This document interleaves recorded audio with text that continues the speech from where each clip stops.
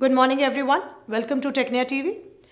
I welcome you all on yet another episode of Tecnia TV. I, Shah, on behalf of Tecnia Institute of Advanced Studies, want to talk about helical model of communication today.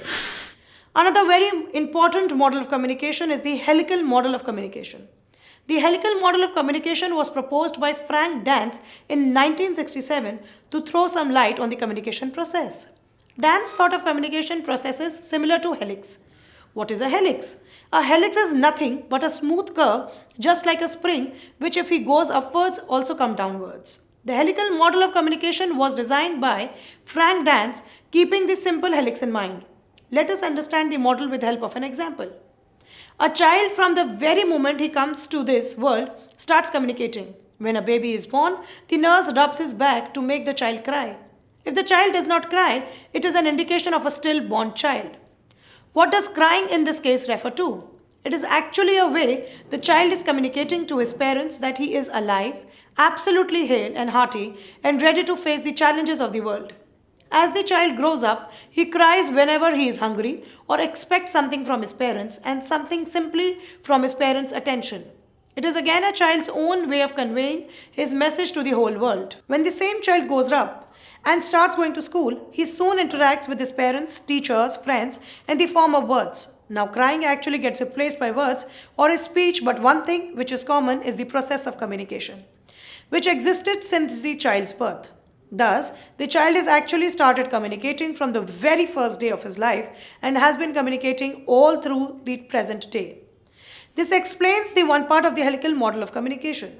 According to the helical model of communication, the process of communication involves from the very birth of an individual and continues till the existing moment.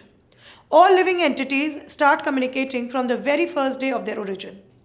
When the seeds are planted, they convey the message to the gardener that they needed to be watered daily and should be treated well with the fertilizers and manure. When a plant emerges from the seed, it also starts communicating its need for water, sunlight, manure, and fertilizers, thus supporting the helical model of communication. This same also applies for the animals, birds, fishes, and all living creatures.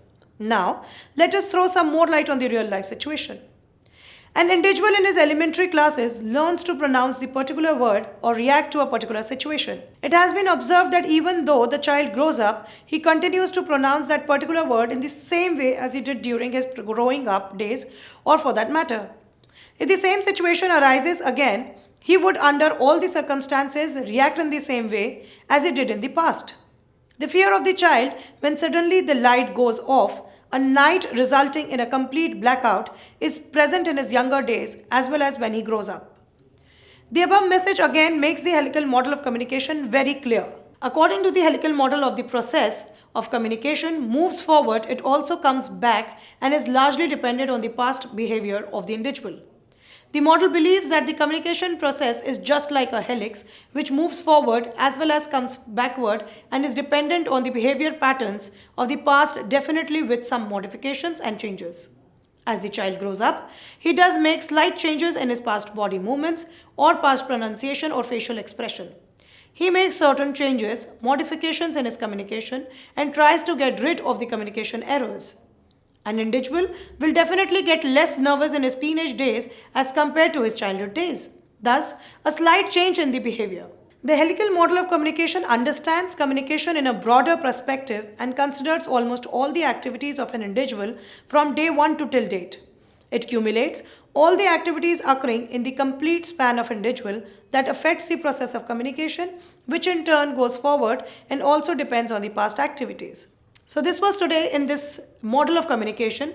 I'll see you in the yet another episode of Models of Communication with the Wesley and MacLean's model of communication.